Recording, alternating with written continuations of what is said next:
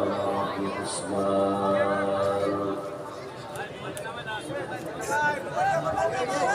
والنجم والشجر يسجدان وفضل زمان على زمان كما فضل مكانا على مكان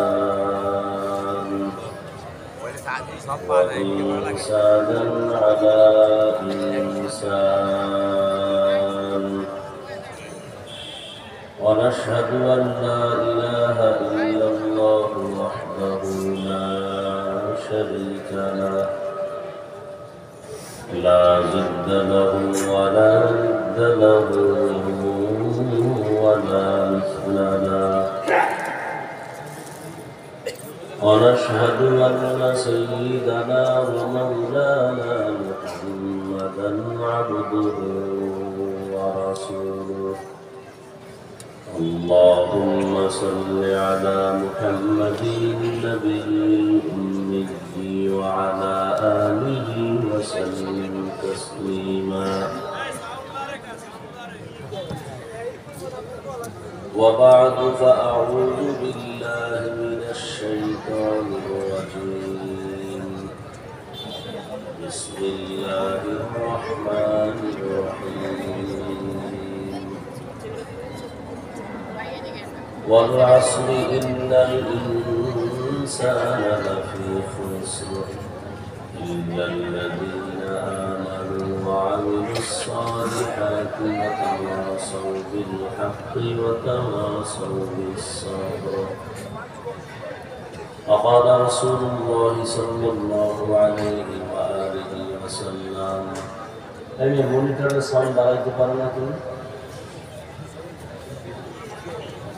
وقال رسول الله صلى الله عليه وآله وسلم كل أمتي يدخلون الجنة إلا من أبى قيل من أبى قال من أطاعني دخل الجنة ومن عصاني فقد أبى أو كما قال النبي عليه الصلاة والسلام صدق الله مولانا العظيم وصدق رسوله النبي الأمي الكريم ونحن على ذلك من الشاهدين والشاكرين والذاكرين والحمد لله رب العالمين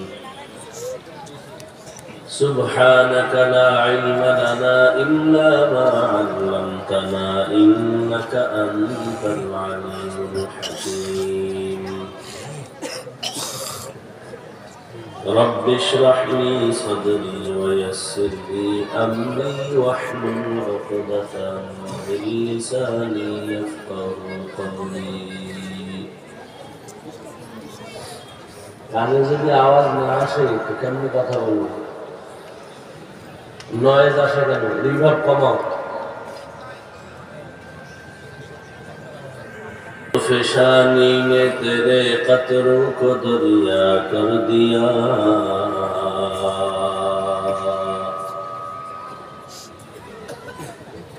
दुर्फशानी ने तेरे कतरों को दरिया कर दिया दिल को रोशन कर दिया आँखों को बीना कर दिया दिल को रोशन कर दिया आँखों को बीना कर दिया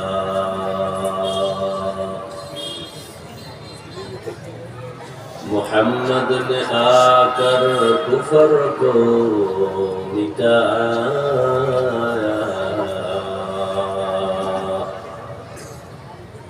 कुफर को मिटा कर सदाकत बताया कुफर को मिटा कर सदाकत बताया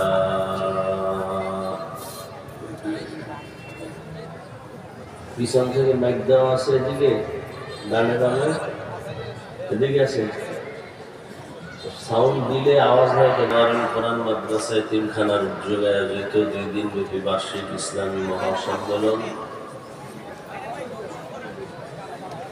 2 দিন ব্যাপী সম্মেলনের আজ সমাপনী দিন 19শে জানুয়ারি 2025।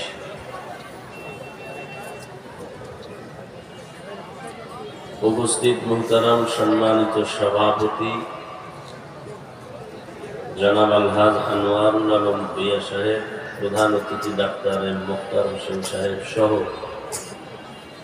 অন্যান্য অতিথিবৃন্দ, হযরত উলামায়ে কেরাম, বিভিন্ন জায়গা থেকে আগত আল্লাহ পাকের আশিকিন, জাকিরিন, শাকিরিন, মুহিব্বিন, মুরব্বিয়ান এজম, কলিজার টুকরা আমার সমবয়সী যুবক বন্ধুগণ, স্নেহের ছোট ভাই, পর্দার আড়ালে মাইকের আওয়াজ শ্রবণদাতা সম্মানিত মা ও বোনেরা, আল্লাহ পাকের দরবারে শুকর যে আল্লাহ আমাদেরকে সুস্থ রেখেছেন এবং হাজার লাখো মানুষের মধ্য থেকে বাছাই করে পৃথিবীর শ্রেষ্ঠ মজলিস, উলামায়ে কেরামদের মজলিস, বরকতের মজলিস, গুনাহ মাফের মজলিসে আসা বসার তৌফিক দান করেছেন। নিয়ামতের শুকর আদায়ার্থে সকলেই বলি আলহামদুলিল্লাহ।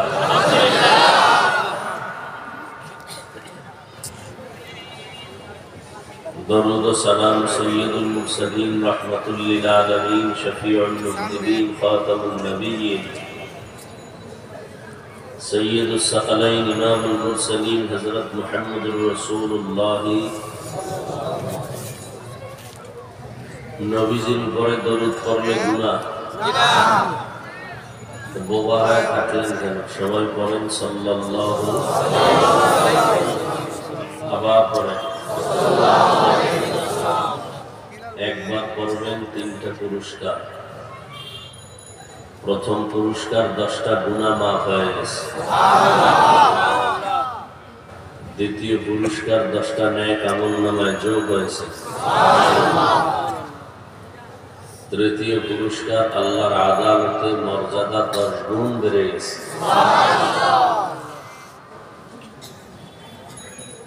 বেশি বেশি দরুদের আমল করলে দুনিয়াতেও লাভ, আখিরাতেও লাভ।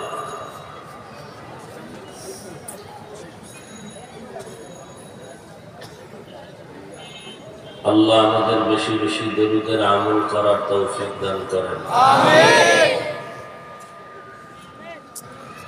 গতকাল এবং আজ হযরত উলামায়ে কেরাম আলোচনা রেখেছেন।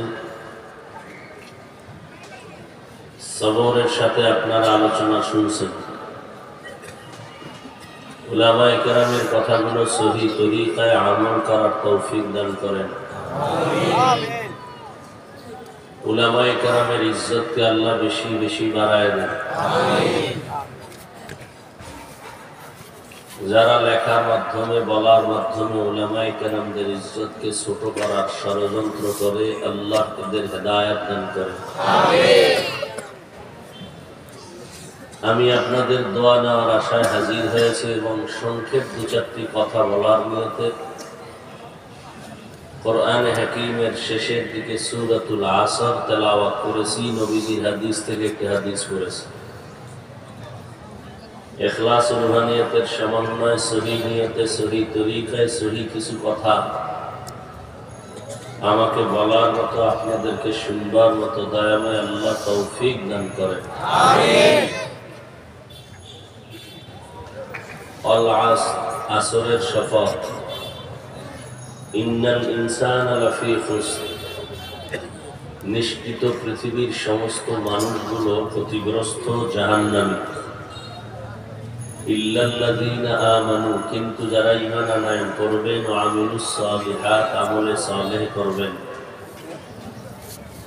ওয়াতাওয়াসাউ বিল হক, ঈমান আমলের দাওয়াত অন্যকে দিবেন, ওয়াতাওয়াসাউ বিস সবর,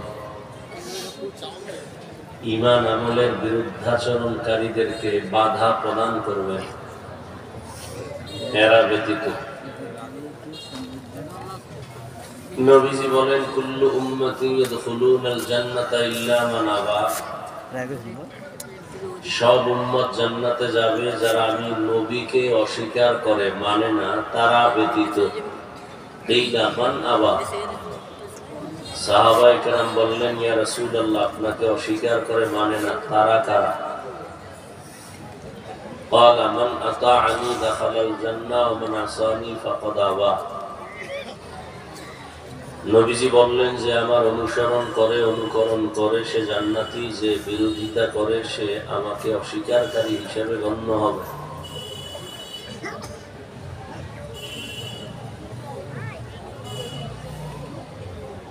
কিয়ামত পর্যন্ত এই দুনিয়ার মানুষ পরস্পরের শান্তির জীবন যাপন করতে পারে, ঝগড়া ফাসাদ না করে, এজন্য আল্লাহ পাক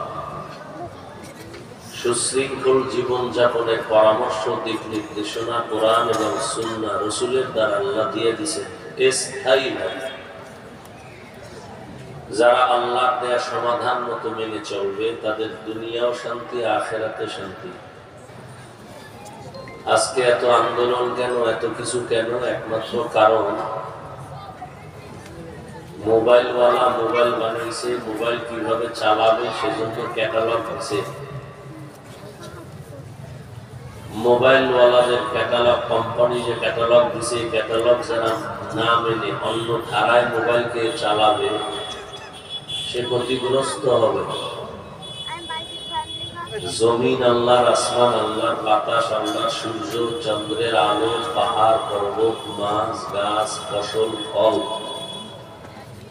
সবকিছু আল্লাহ। এখানে আর কোনো বান্দার দখল নাই, কোনো ব্যক্তির দখল নাই।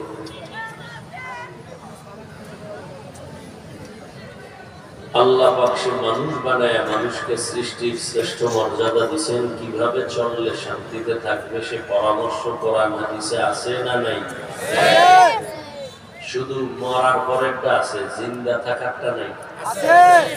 কি আপনাদের ধারণা কি? তাল মিলায় না, বুঝে শুনে বলেন, বুঝে শুনে বলেন।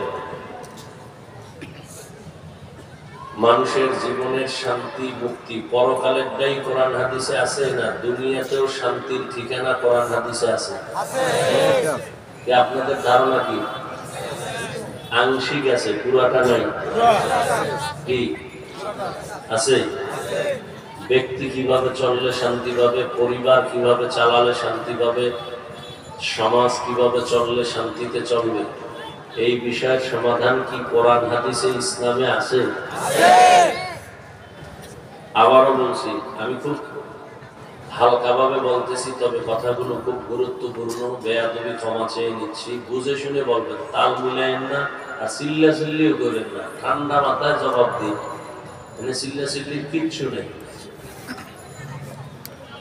অনেকে মনে করে হুজুর্গ বয়ান, ইসলাম, কোরআন হাদিস মানি হলো পরকাল। দুনিয়া সম্পর্কে হুজুরেরা কিছু বুঝেও না, কিছু জানেও না, এদের থেকে নেওয়ার মতো কিছু নাইও। আসলে কথা তো হুজুরের না, হুজুরেরা যা বলে সব কোরআন সুন্নাহর আলোকেই বলে, তাদের পুঁজি হলো কোরআন। এবার আপনি বলেন ইসলাম, কোরআন, হাদিস পরকালেরই কি ঠিকানা দিবে শান্তির, না দুনিয়ার সব ঠিকানা অশান্তির আছে? কিভাবে সংসার চালাবেন, কিভাবে আদালত চালাবেন, কিভাবে পরিবার চালাবেন, কিভাবে নিজে চলবেন, কিভাবে সন্তান চালাবেন, কিভাবে বলবো যে আপনাকে পাই টু পাই ইসলাম আপনাকে নবীজির মাধ্যমে আল্লাহ দেখায় দিয়েছেন। শুধু রাষ্ট্রের ব্যাপারে কোরআন শরীফ আর ইসলাম দুর্বল কি না? তো যে সোরারা কয় যে ইসলামে রাজনীতি নাই, তার মানে কি? এরা হয়তো শিক্ষিত শয়তান, না হয় ইসলামের মূর্খ পণ্ডিত দুশ্মন।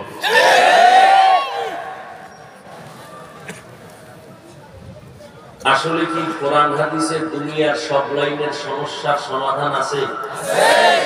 বিশ্বাস আছে? তাহলে কোরআন হাদিস বাদ দিয়ে অন্যদিকে দৌড়ান কেন? কি সমস্যাটা কি বলেন তো? তাবলীগওয়ালাদের মেহনত চলতেছে, কোরআন হাদিস দিয়ে জীবন চালান। পীর মাশায়েখের জিন্দেগি ভর চেষ্টা চলতেছে, কোরআন হাদিস অনুযায়ী নিজে চলেন, সমাজ চালান, পরিবেশ তৈরি করেন। বক্তাদের বয়ান কোরআন হাদিস দিয়ে জীবনকে পরিচালনা করেন। জুমার খতিবের বয়ান কোরআন হাদিস অনুযায়ী জীবনকে পরিচালনা করেন। এত লাইনের বয়ানের পরও আপনারা কোরআন হাদিসের লাইনে চলতে চান না, সমস্যাটা কি? সমস্যার সমাধান কোরআনে নাই, হয়তো এই এক সমস্যা, অথবা যদি বলেন আছে, তাহলে আপনি মানেন না কেন? মানেন না কেন? সমস্যাটা কি? একটা সমাধানে আসেন। কেন মানবেন না? বলতেছেন আছে, মানবেন না কেন?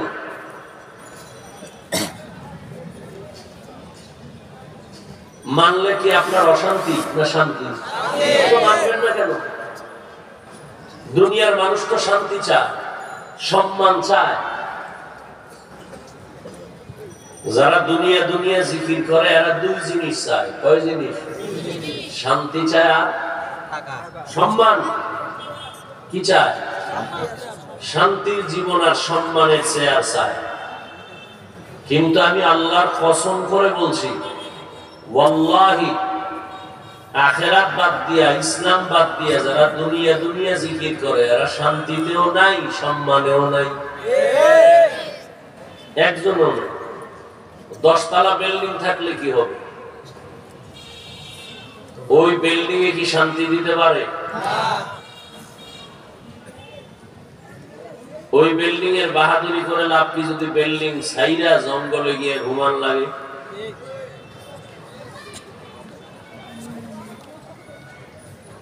অনেকের বাড়িঘর আছে, আলাদা ফ্ল্যাট ভাড়া করে থাকে, নিজের বাড়িতে যায় না।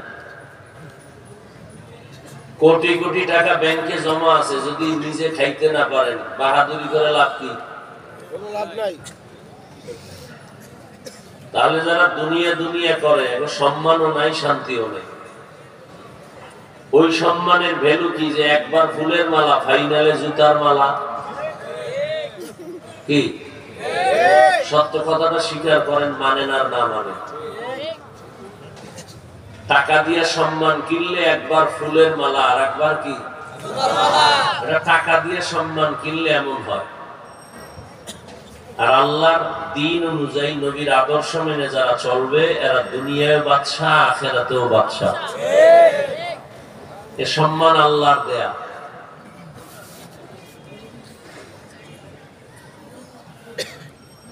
কোরআন হাদিস অনুযায়ী চললে শান্তি সবকিছু আছে, এরপরও মানে না। কারা মানে না? এ সমাজের যারা চান্দাবাজ আর ধান্দাবাজ, ওরাও জানে ইসলাম সঠিক, মানে না কেন? বলি ইসলাম অনুযায়ী চলতে গেলে চুরি করতে পারবে না, দুর্নীতি চলবে না, ডাকাতি করতে পারবে না, জেনা ব্যভিচার করতে পারবে না, মদের বোতল নিয়ে দৌড়াতে পারবে না। এই জন্য যত চোর, ডাকাত, দুর্নীতিবাজ ওরা ইসলাম চায় না। এরপর মুখে বিসমিল্লাহ বলে, ইসলামের কথা বলে, বলে না? আজীবন মনে রাখবেন, পারলে একটা ব্যানার করবেন, 3 ফিট বা 2 ফিট, 200-300 টাকা দাম নিলে একটা ব্যানারে লিখবেন, ধর্মের কথা বলে, ধর্ম পালন করে না, এরাই ধর্ম ব্যবসায়ী। ধর্মের কথা বলে, ধর্ম পালন করে না, নামাজ নাই, রোজা নাই, দাড়ি নাই, টুপি নাই, পর্দা নাই, হালাল হারামের ভেদাভেদ নাই, কিন্তু ধর্মের কথা বলে। বলে ইসলাম শান্তির ধর্ম, আমরা মা বাবার খেদমত করব, আমরা নামাজ করব, নিজে বলে না একত্ব। এরা ধর্মের কথা বলে কেন? দুনিয়া পাওয়ার জন্য ধর্মকে পুঁজি বানাইয়া ব্যবহার করে, কথা দিয়ে কাজে নেয় না। এরা ধর্ম ব্যবসায়ী।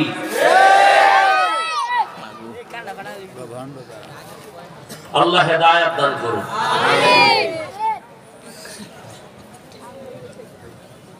অথচ দেখেন তো নগদ, একটু দেখেন তো নগদ বাকিটা কিনা, নগদ দেখেন। আপনারা যারা নামাজ পড়েন না, রোজা রাখেন না, দিন অনুযায়ী চলেন না, আপনারা কত উপরে। আর আমরা যারা মোটামুটি চেষ্টা করি, নবীর তরিকায় দাড়ি রাখছি, পর্দা করি, হালাল খাই, নামাজ পড়ি, আমরা কত নিচে পড়ে গেছি। নগদ একটু হিসাব মিলাই তো। মহামারী করোনায় গেল, এর থেকে আর বিপদ মোটামুটি আমরা জানা মতে খুব দ্রুত এমন হয় নাই, কঠিন। সারা দুনিয়া স্তব্ধ, স্কুল বন্ধ, কলেজ বন্ধ, চাকরি বন্ধ, ব্যবসা বন্ধ, ট্রেন বন্ধ, ফ্যাক্টরি বন্ধ, সব বন্ধ, একটা মাদ্রাসাও বন্ধ হয়নি। মিথ্যা বলতেছি? অনেক ব্যবসায়ী ব্যবসা ছেড়ে দিছে, চাকরিজীবী চাকরি ছেড়ে দিছে, কিন্তু কোন আলেম কি না খায় ভিক্ষা করছে? মরে গেছে? দেখেন তো, বাবার করোনা মরেই গেছে, শিক্ষিত দুই কুলাঙ্গার সন্তান, ও মাস্ক লাগায় বসে আছে, বাবার কাছে যায় না, করোনার ভয়, মরবে না। এলাকার গরিবরে টাকা দিয়ে বলল বাবার লাশটা রাস্তার মধ্যে ফেলে দাও। লোকেরা টাকা নিয়ে লাশ রাস্তার ভেতরে ফেলে দিল কোন এক জায়গায়, দরওয়াজা জানালা লক করে দিল। বাবার লাশ কুকুর খাইলো না জানাজা হলো আর একবারও খেয়াল করে নেই। ইতিহাস বড় কঠিন এক পাওয়া। মুসলমান জাতি উপরে উঠা, মাথা উঁচু করে চলার একটাই পাওয়ার। ইতিহাস তাদের জানা আছে। যারা ইতিহাস থেকে দুর্বল, এদের ইতিহাস এদেরকে দুর্বল করে দেয়। মহামারী করোনায় মাস্ক লাগাইছে একটা না, ট্রিপল মাস্ক, মরবে না। কয় মাস্ক? তিনটা, মরবে না। কত বড় ভয়! সেই সময় শত শত করোনার লাশ আমার দেশের টুপিওয়ালা ওলামায়ে কেরামরা কাঁধে নিলেন, গোসল করাইলেন, কাফন পরাইলেন, জানাজা পরাইয়া কবরে রাখলেন। একজন হুজুরেও করোনায় মরে নাই। চোখের সামনে। আমাদের টাকা কম, পয়সা কম, বাড়ি গাড়ি নেই, আপনাদের সব আছে, এরপর আপনাদের কাছে সম্মানও নাই, শান্তিও নেই। চোখের সামনে এগুলো দেখতেছেন। মা মারা গেছে কয়েকদিন আগে, তারা ভাই হলো ৫-৭টার মতো, আরো বেশি সম্ভবত। কোটি কোটি কোটি কোটি, মানে কি বলবো, এখন আর গণনা নেই। সীমাহীন টাকা তাদের। এক কথায় বলতে গেলে সরকারও তাদের টাকায় চলে, দেশও তাদের টাকায় চলে। কপাল খারাপ, মা মরে গেল, একটা ভাইও জানাজায় যেতে পারলো না। এই জীবনের লাভ কি?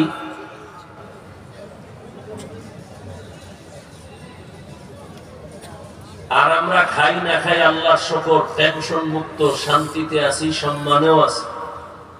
চেয়ারম্যানের চেয়ারের মেয়াদ শেষ, এমপির মেয়াদ শেষ, মন্ত্রীর মেয়াদ শেষ, আর ওলামায়ে কেরাম রাসূলের আদর্শওয়ালাদের চেয়ার এখনো মেয়াদই নাই। শেষ কিসের?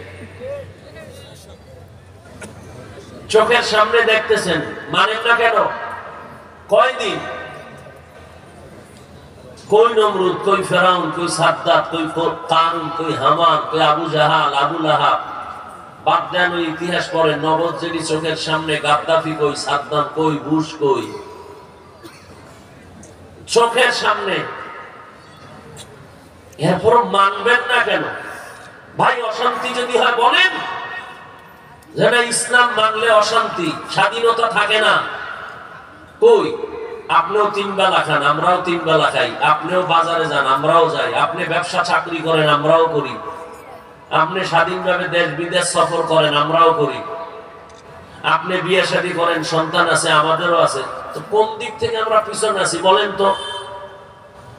এরপর মানবেন না কেন? যৌক্তিক কারণ দেখান। যদি হ্যাঁ প্রমাণ দিতে পারেন যে ইসলাম মানলে অশান্তি, আমি এখন দাড়ি কেটে ফেলবো, বা ইসলাম আর মানব না। শান্তির গ্যারান্টি যেখানে দেওয়া, নগদ চোখের সামনেও দেখতেছেন যারা ইসলাম মেনে চলে এরা শান্তিতে আছে, মানবেন না কেন?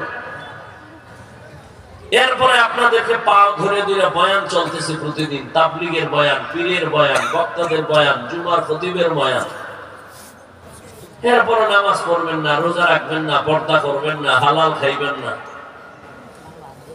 তাহলে আপনার কপাল এত খারাপ, এই খারাপ কপাল নিয়ে দুনিয়াতে আসলেন কেন? আছেন আপনি হুজুর বাপ, এতক্ষণ তো হুজুর বুঝাইছি, এবার হুজুর বাপ, সব হুজুর বাপ। এবার আপনাদের লাইনে ঢুকলাম। যুবক বাবারা, বৃদ্ধ জেনারেল লাইনে যারা আছেন, সত্য কথাটা স্বীকার করেন, মানেন আর না মানেন, অন্তত সমর্থন করেন যে হ্যাঁ এটা সত্য। আপনাদের মতো জেনারেল লাইনে জীবনে আরবি পড়ে নাই, মাদ্রাসায় যায় নাই, স্কুল কলেজে পড়ে বা চাকরি করে, RAB, army, police, BDR, doctor, professor, engineer, OC, DC, SP, ব্যবসায়ী, চাকরিজীবী, সত্য কথা বলবেন। আপনাদের লাইনের জেনারেল পথে থাইকাও কি পাঁচ ওয়াক্ত নামাজি দাড়িওয়ালা আছে? এবার আপনি জুতা খুইলা ঘরে যাইয়া দরজা জানলা বন্ধ করে বাতি নিবাইয়া নিজের পায়ের জুতা খুইলা কপালে বাড়ি দিবেন আর বলবেন তোর কপালে কার বরদোয়া লয়ে জন্ম নিছ? তোর মতো যুবক যদি জেনারেল লাইনে পড়ে, স্কুলে পড়ে, নামাজ পড়ে, তুই পারো না কেন? তোমার মতো যুবক যদি কলেজে পড়ে, নামাজ পড়ে, তুমি পারো না কেন? তোমার মতো জেনারেল লাইনের বান্দা রাস্তায় গাড়ি চালায়, নামাজ পড়ে, তুমি পারো না কেন? র্যাব, আর্মি, পুলিশ, বিডিআর চাকরি করে, নামাজ পড়ে, তুমি পারো না কেন? তোমার কপালে কার বরদোয়া লাগাইছো? এই কপাল পরা আবু জাহিল্লার মতো কপাল কি পুড়ে গেল? অভিশপ্ত কপাল নিয়ে জন্ম নিলা কেন? হুজুর বাপ, আমি একবারও এখানে হুজুর হওয়ার জন্য কাউকে বলি না, হুজুর বানাবার রস করি না। হুজুর বেশি আমাদের দেশে, কমানো দরকার। মাদ্রাসাও বেশি, ছাত্রও বেশি, আলেমও বেশি, মুফতি বেশি, মুহাদ্দিস বেশি, ইমাম বেশি। অতএব স্কুল কলেজের ছাত্রর ভাও ধরিয়া মাদ্রাসায় ঢুকানোর কোনো দরকার নাই। বরং আমি আরো সাহস দেই, স্কুলওয়ালা স্কুলে থাকো, কলেজে থাকো, চাকরি করো, ব্যবসা করো, ডাক্তারি পড়ো, ইঞ্জিনিয়ারিং পড়ো, প্রফেসর হও, ইঞ্জিনিয়ার হও, ডাক্তার হও, সাংবাদিক হও, ডাকাইত হইও না, বেয়াদব হইও না। আসল কি? বুঝ।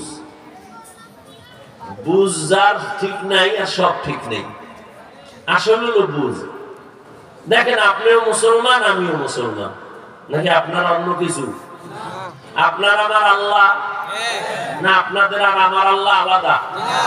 আমি না বলছি সত্য কথাটা স্বীকার করতে, মানেন আর না মানেন। আপনার আমার আল্লাহ কি এক না দুই?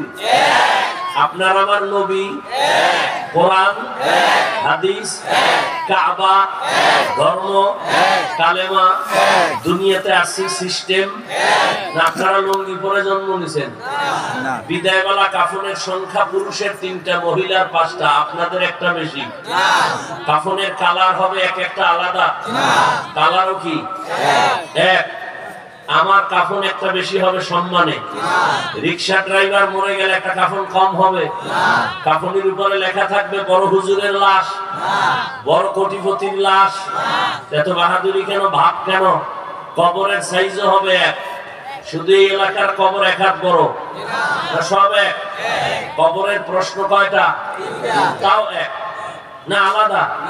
আমাকেও যে প্রশ্ন, আপনাকেও সে প্রশ্ন, বেঈমানকেও সেই প্রশ্ন, ধনীকেও যে প্রশ্ন, গরিবেরও সেই প্রশ্ন। কয় প্রশ্ন? রবের পরিচয় দাও, ধর্মের পরিচয় দাও, রাহমাতুল লিল আলামিনের পরিচয় দাও। তাহলে আপনার আমার আল্লাহ এক, নবী এক, কোরআন এক, কাবা এক, ধর্ম এক, কালেমা এক। তাহলে আপনার আমার চলাফেরা, খাওন দাওন, লেবাস, পোশাক তো একই হওয়ার কথা ছিল।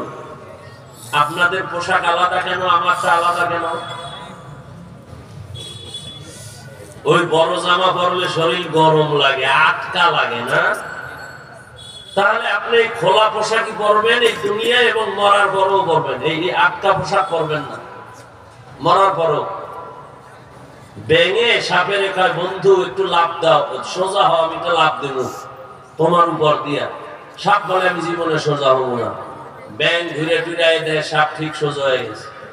এইবার ব্যাংক তাহলে এইবার একটু লাভ দেই। লাভ দিছে কয়েকটা, সাপ আর নড়েই না। হঠাৎ করে স্পর্শ করে দেখে সাপ মরা। ব্যাংক কয় বন্ধু সোজা তো হইলি। কোন সময়? মাথা আটকাবে না গরম টুপি দিলে, বড় পোশাক পরা যাবে না, শরীরে আটকা লাগে। হুজুরেরা কয়, তাবলীগওয়ালারা কয় পোশাক পরো মদিনার। না, সম্ভব না, গরম গরম গরম, আটকানো। পড়লি তো পড়লি মরার পর। এই পড়াটা আগে পড়তাম, কামে লাগবে।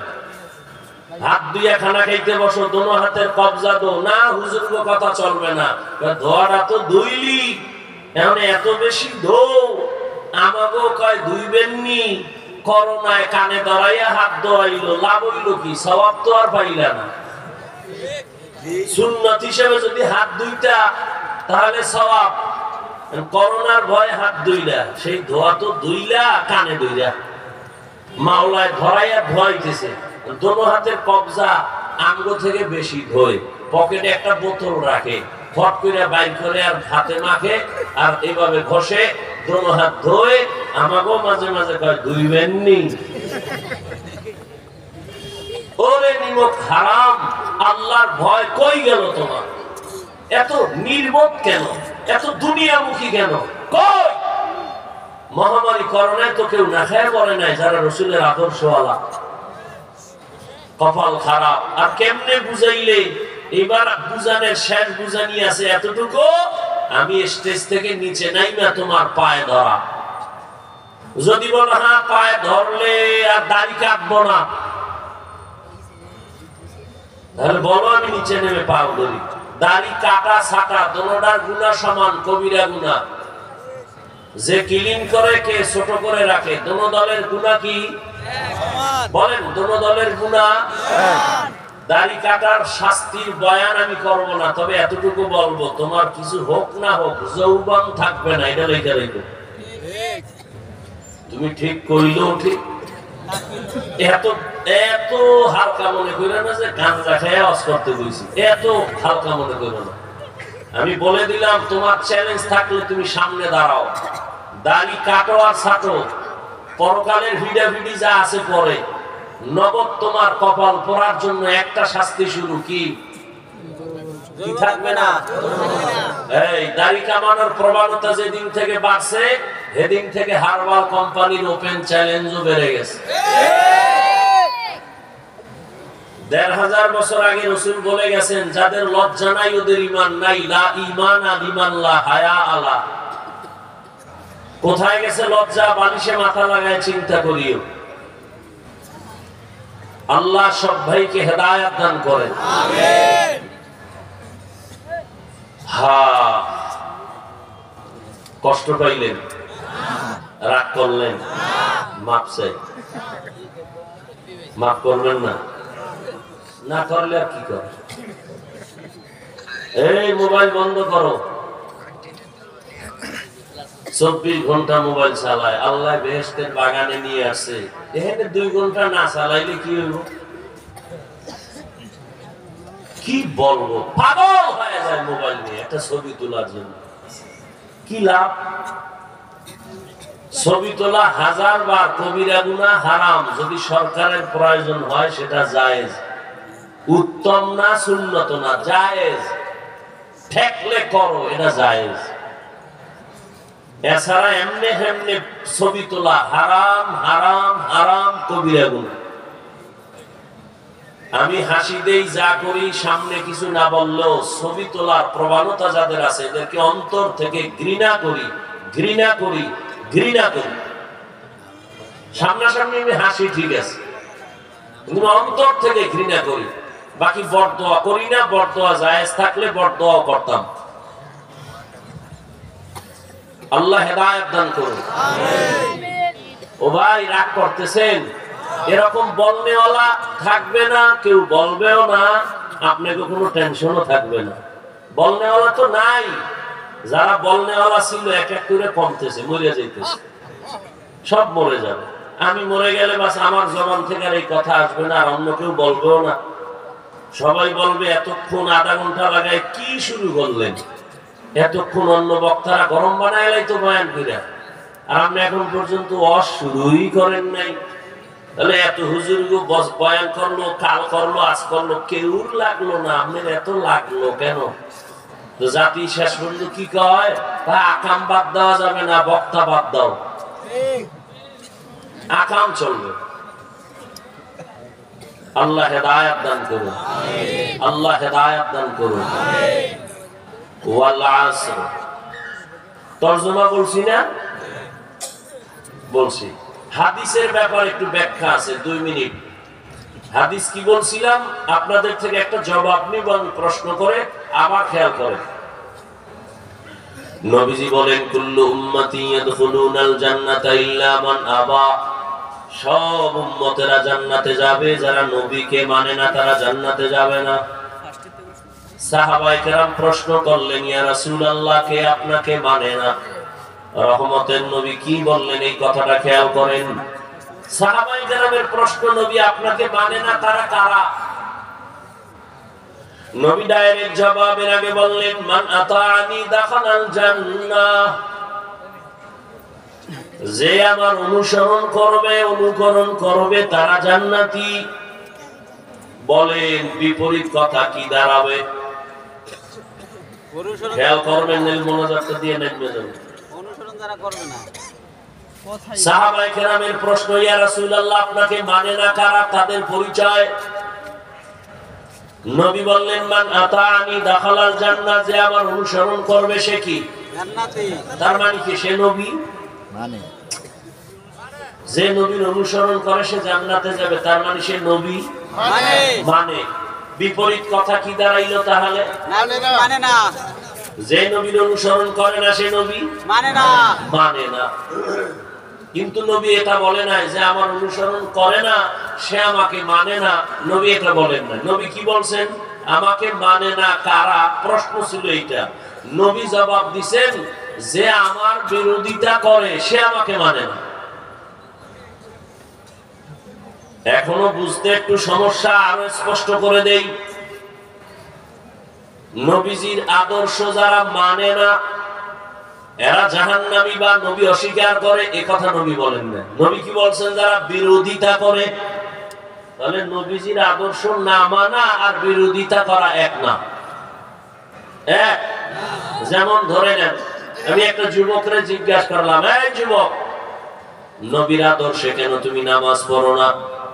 খেয়াল করেন, যুবক বলে, হ্যাঁ নামাজ পড়া তো দরকার, পারি না, চেষ্টা করি, হুজুর একটু দোয়া কইরেন। এরকম নাই? বুঝা গেল তার অন্তরে আদর্শ মানার কি আছে? আগ্রহ আছে না নাই? তাহলে সে রাসূলের বিরোধী না দরদি? বিদ্রোহী না আগ্রহী? আর বাম দিক থেকে একজন যুবকের জিজ্ঞাসা করলাম, এই যুবক, নবীর আদর্শ মতো আল্লাহর হুকুমে নামাজ পড়ো না কেন? আমার কথাটা শেষ হওয়ার আগেই বলে, না পড়লে অসুবিধা কি? এরকম নাই? কি বুঝলেন? তার অন্তরে আগ্রহ আছে? তাহলে দরদি না বিরোধী? আগ্রহী না বিদ্রোহী? নবীর আদর্শ মানার ক্ষেত্রে বিদ্রোহীর এক নাম বেঈমান। খুব খেয়াল করেন, বিদ্রোহীর আর এক নাম কি? তাহলে কি বুঝলাম? একটা লোক দাড়ি রাখে না, তাকে গালি দেওয়া যাবে না, আগে বুঝতে হবে সে কি বিদ্রোহী না আগ্রহী। যদি আগ্রহী হয় সে মুমিন। খুব খেয়াল করবেন, যদি সে আগ্রহী হয় সে মুমিন, আর যদি সে বিদ্রোহী হয় সে বেঈমান। একজনে নামাজ পড়ে না, তাকে গালি দেয়া যাবে না, আগে বুঝতে হবে সে আগ্রহী না বিদ্রোহী।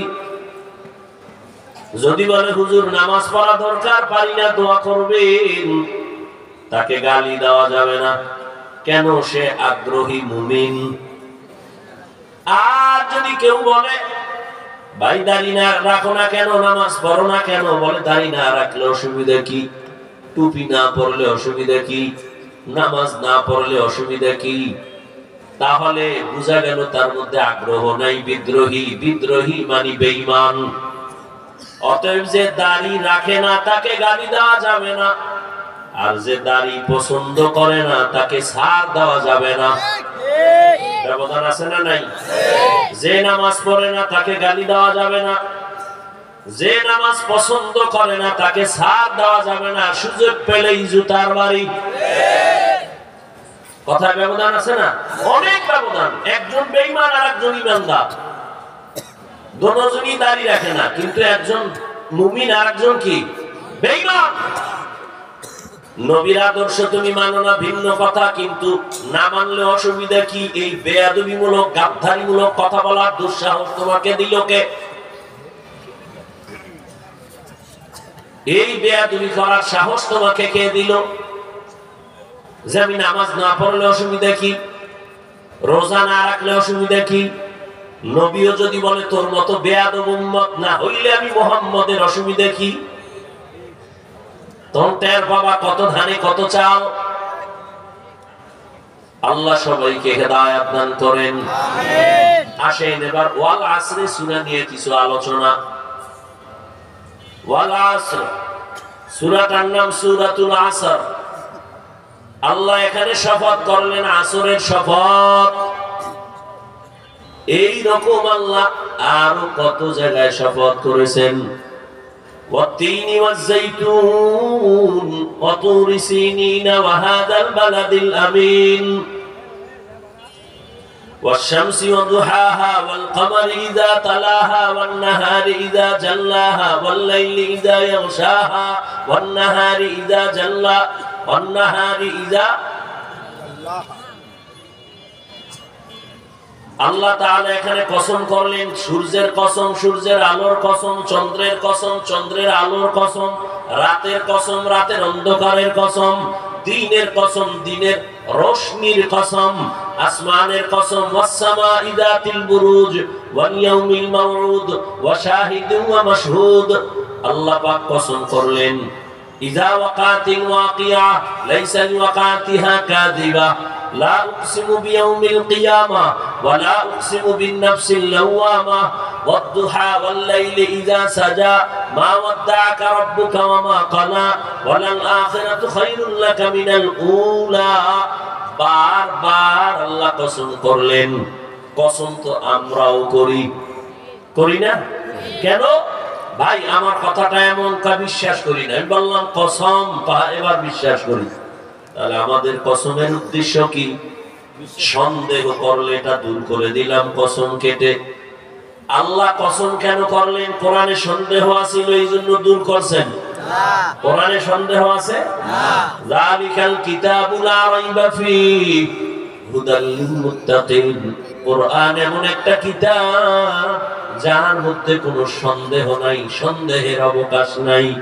শুধু কি তাই, ১৫০০ বছর পর্যন্ত সারা দুনিয়ার মহাপণ্ডিতেরা আল্লাহর কোরআনের ভুল বের করার জন্য প্রচেষ্টা কম করে নাই। অক্সফোর্ড বিশ্ববিদ্যালয় থেকে ডিগ্রি অর্জনকারী ভারতের সন্তান শিব শক্তি স্বরূপজি অক্সফোর্ড বিশ্ববিদ্যালয় থেকে ডিগ্রি নিল ১৭টা 18টার উপরে। আরবি ভাষা শিখলো, ফার্সি শিখলো, উর্দু শিখলো, আর ইংরেজি সব শিখা এবার সব ধর্মগুলো রিসার্চ করলো। হিন্দুদের ধর্ম কেমন, বৌদ্ধদের ধর্ম কেমন, এদের কিতাবগুলো মোতালা করলো, রিসার্চ করলো। করতে করতে দেখে সব ধর্মের কিতাবে ইসলামের গুণগান গাওয়া। খুঁজতে খুঁজতে শেষ আল্লাহর কোরআনটা হাতে নিল। কোরআনের মধ্যে কোনো সন্দেহ ভুল আসেনি। কোরআনটা রিসার্চ করে সে বলল, কোরআনের ভুল বের করতে গিয়া আমার জীবনের সব ভুল কোরআনের আয়নায় ধরা পড়ে গেল। শেষ পর্যন্ত ওই ভারতের শিব শক্তি মহারাজ কালেমা পড়ে মুসলমান হয়ে গেল। পরবর্তী তার নাম রাখা হলো ইসলামুল হক। আমাদের বাংলাদেশে যখন এরশাদ সাহেব ক্ষমতার চেয়ারে, তখন সেই ভারতের সন্তান ইসলামুল হক ভারত থেকে এখানে আসছিল। বাংলাদেশে ঘুরা ভারত সরকারের চাপে আর থাকতে পারে নাই। এক পর্যায়ে তাকে দুনিয়া থেকে বিদায় নিতে হলো। এত চ্যালেঞ্জ দিয়াও দুনিয়ার কোন মহাপণ্ডিত আল্লাহর কোরআনের কোন ভুল বের করতে পারে নাই। বরং বহু বিধর্মী আল্লাহর কালামের সামনে মাথা নত করে মুসলমান হয়েছে। তো আল্লাহর কোরআনে কোনো সন্দেহ নাই, তো কসম কাটলেন কেন আমার আল্লাহ? এর অনেকগুলো জবাব। এর মধ্যে মূল কথা হলো আল্লাহ সব কথাই সত্য। দুনিয়ার কোন মানুষ যদি কোরআন না মানে তো মিথ্যা। কি বুঝেন না? আল্লাহর কোরআন মানলে সত্য, আর দুনিয়ার সবাই যদি না মানে তো মিথ্যা। দুনিয়ার মানুষ তুমি কোরআন মানলেও সত্য, না মানলেও সত্য, পুরাটাই সত্য। পার্সেন্ট যত দাও 100 তার উপরেও সত্য, তো কসম কেন করলেন? বলে সব কথাই আল্লাহর গুরুত্বপূর্ণ, কসম করিয়া ওই কথাটার গুরুত্ব আর একটু বাড়ালেন, মানুষের অন্তর আকৃষ্ট করলেন। সব কথা সত্য, তবে কসমের কথাটা আর একটু গুরুত্বপূর্ণ শুনো। শুধু তাই না, কসম করছেন যে জিনিসের উপরে, ওই জিনিসটাও বড় দামি। তিনের উপরে কসম, 3 মণ দামি একটা ফল, জৈতুনের কসম। জৈতুন একটা দামি ফল, দামি সম্পদ। আল্লাহ তুরে সিনার কসম, তুর উপত্যকা বড় দামি একটা জায়গা। এরপরে আল্লাহ নিরাপদ শহরের কসম করলেন, মক্কা নগরী নিরাপদ শহর। হাজারো মার্ডারের আসামি বাইতুল্লাহর এরিয়ার মধ্যে যদি ঢুকে যায়, তখন ওই বাইতুল্লাহর এরিয়ার মধ্যে থাকলে তাকে চোখ গরম করাও জায়েজ নাই, বের হলে তারে আবার মেরে ফেলো। কিন্তু নিরাপদ শহর মক্কা নগরী, এখানে ঢুকলে আসামি, ফাঁসির আসামিও নিরাপদ, কিচ্ছু বলা যাবে না। এমন দামি ঘরের কসম। এইভাবে আল্লাহ বুঝালেন, আসমানের কসম করেছি, আসমান বড় দামি সম্পদ। ছোট একটা প্যান্ডেল বানাইছে, এই প্যান্ডেলে ডেকোরেটর ওয়ালারা কি পরিমাণ খুঁটি লাগাইলো, পারে না আরো খুঁটি লাগায়, নাকের ডগার উপরে দিয়ে দেয়। এই ছোট্ট একটা প্যান্ডেল টানাইতে যদি এতগুলো খুঁটি লাগে, তাকাও, চোখে পাওয়ার দিয়ে তাকাও। এই জমিন থেকে 500 বছরের দূরত্বে প্রথম আসমান, ওখান থেকে আবার খালি জায়গা, উপরে 500 বছরের ফাঁকা, এরপরে আবার এর উপরে দ্বিতীয় আসমান, 500 বছরের মতো এটার ভেতরের মোটা জায়গা। এইভাবে 7টা আসমান আল্লাহ বানাইছেন। আল্লাহ যেদিন থেকে বানায় সেট করে দিছেন, ওইভাবেই এখনো আছে। উপর দিয়ে কোনো রশির টানাও নাই, নিচের থেকে কোনো খুঁটিও নাই, কোনদিন নড়াচড়াও করে না। এগুলো কি গোপন কথা? ও বান্দা, তুমি জ্ঞান খাটায় তাকাও। আমার আল্লাহকে তুমি চিনো না? আমার আল্লাহকে চিনার জন্য আল্লাহর বানানো তুমি ওই আসমান দেখে আল্লাহ পরিচয় নাও। ইঞ্জিনিয়ার কেমন, কয় বিল্ডিং এর থেকে তাকাইয়া বুঝো ইঞ্জিনিয়ার কেমন, তার ডিজাইন বলে দিবে ইঞ্জিনিয়ার কেমন। আমার আল্লাহ কেমন, আসমানের দিকে তাকাইও, জমিনের দিকে তাকাও। বলখের বাদশা ইব্রাহিম ইবনে আদহাম, বিশাল রাষ্ট্র চালায় ইব্রাহিম। একদিন হঠাৎ অন্তরের ভাবনা শুরু হয়ে গেল, আরে আমার আঙ্গুলের ইশারায় বলখের মানুষ উঠে আর বসে, কিন্তু সকালবেলা প্রতিদিন দেখি একটা সূর্য পূর্ব দিগন্তে উদিত হইয়া পশ্চিম দিগন্তে অস্তমিত হয়। এটা তো আমি ইব্রাহিমের আঙ্গুলের ইশারায় চলে না, এটা কার ইশারায় চলে? পেছনে অবশ্যই তো কোনো ইশারা দেনেওয়ালা আছে, এরে তো আমি চিনি না। ইব্রাহিমের ভাবনা গভীর। আমার বাদশাহীর মূল্য কি? বিশাল। সূর্য যার ইশারায় চলে সে তো বড় বাদশাহ, আমি তো তার এখনো পর্যন্ত চিনতে পারি নাই। তাহলে আমি তো এখনো বোকাই রয়ে গেলাম। বিজ্ঞানীরা বলে পৃথিবী নামক গ্রহটা যত বড়, এর থেকে সূর্যটা 13 লক্ষ গুণ বড়। পৃথিবী নামক গ্রহটা যেখানে আছে, বিজ্ঞানীরা বলে এখান থেকে 9 কোটি 30 লক্ষ মাইল উপরে সূর্য। মুফাসসিরিনে কেরাম বলেন, মুহাদ্দিসিনে কেরাম বলেন, আমার আল্লাহ এই মাসে, অনেকে বলে সবাই না, আরবি রজব মাস, কি মাস? সামনে আসতেছে শাবান, রহমতের নবী। এই মাসেই অধিকাংশ ঐতিহাসিকরা বলেছে রহমতের নবীকে আল্লাহ মেরাজ করালেন এই মাসে। অনেকে বলছেন না, নবীর মেরাজ হয়েছে রমজানে। এ নিয়ে অনেক মতনৈক্য। এই রজবের বরকত তবে আছে, কারণ আল্লাহ তাআলা বছরে 12টা মাস নির্ধারিত করে নামও আল্লাহ রেখে দিয়েছেন। সূরা তাওবার ভেতরে আল্লাহ বলেন, ইন্না ইদ্দাতাশ শুহুরি ইনদাল্লাহি 12 শাহরান ফি কিতাবিল্লাহ ইয়াওমা খালাকাস সামাওয়াতি ওয়াল আরদ মিনহা আরবাআতুন হুরুম যালিকাদ দীনুল কাইয়্যিম। আসমান আর জমিন গণনার আকারে আল্লাহ বলেন, আমি মাস বানাইছি 12টা। এই 12 মাসের মধ্যে কিয়ামত পর্যন্ত কোন বছর 11 মাসে হবে না, 13 মাসে হবে না। কয় মাসে হবে? সিদ্ধান্ত কার? আল্লাহ কয়, এই সিদ্ধান্তটা কোন দিন করছি জানো? আমি লাউহে মাহফুজের মধ্যে এটা লিখে ফেলেছি। বলে কেমনে? কয় কলম দিয়া। কোন দিন লিখছি? বলে ইয়াউমা খালাকাস সামাওয়াতি ওয়াল আরদ, আসমান জমিন যেদিন বানাইছি ওই দিন আমি লাউহে মাহফুজের মধ্যে লিখে রাখলাম। সিদ্ধান্ত বছরে 12টা মাস হবে, 11 মাসেও বছর হবে না কিয়ামত পর্যন্ত। কোন বছর 12-13 মাসে হবে না।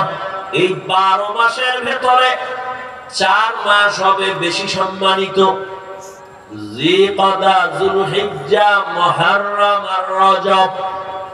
এই 4 মাস বড় সম্মানের মাস। এই মাসে কোন যুদ্ধ চলবে না, বিগ্রহ চলবে না, ঝগড়া চলবে না। কাফের মুশরিকেরা নবীজি আসার আগের থেকে এই 4 মাসের ওরা আলাদা সম্মান দিত। সব ইহুদিরা, খ্রিস্টানেরা জিলকাদা, যুলহিজ্জা হজের মাস, তার আগের মাস, তার পরের মাস, আর রমজানের আগে শাবান, শাবানের আগে এই রজব। এই 4 মাস বড় দামি।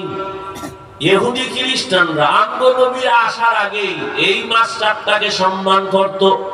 তাহলে রজব মাসটা মেরাজের কারণে সম্মানিত না, আসমান জমিন সৃষ্টি থেকেই রজব মাস বড় দামি সম্মানিত মাস।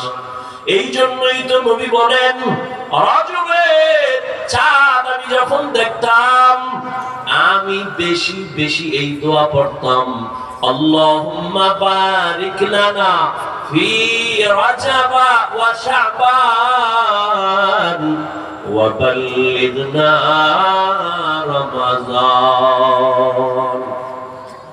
ও আল্লাহ, রজবে আমাকে বরকত দান করেন, শাবানে আমাকে বরকত দান করেন, এবং আমার হায়াতকালে ধাক্কা দিয়া রমজানে পৌঁছাইয়া দেন। আমি যদি মরিয়াও যাই যেন রমজানে আমার মরণ হয়, রোজার হালাতে মরণ হয়। রজব বড় দামি মাস। রহমতের নবীকে আল্লাহ মেরাজ করালেন, 7 আসমান আল্লাহ ঘুরাইয়া দেখাইলেন। বাইতুল্লাহ থেকে 1 মাস বাইতুল মাকদিস, ফিলিস্তিনের জমিন।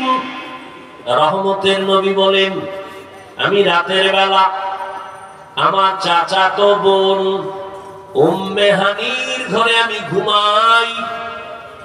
আবার কেউ বলেন নবীজি শিয়াবে আবু তালিবের মধ্যে ঘুমান। আবার কেউ বলেন নবীজি হাতিমে কাবার ভেতরে ঘুমান। তবে অধিকাংশ মত চাচাতো বোন উম্মে হানির ঘরে নবী ঘুমন্ত। রহমতের নবী ঘুমে আছেন। ছাদ থেকে নবী জিবরাইল আমিন রাতের অন্ধকারে নিচে নামলেন। আর নবীর রুমে তো আলাদা কোনো আলো লাগে না। রহমতের নবীর চেহারাটা এত সুন্দর, নবীর চেহারা মোবারকের আলোতেই অন্ধকার ধরালো হয়ে যায়।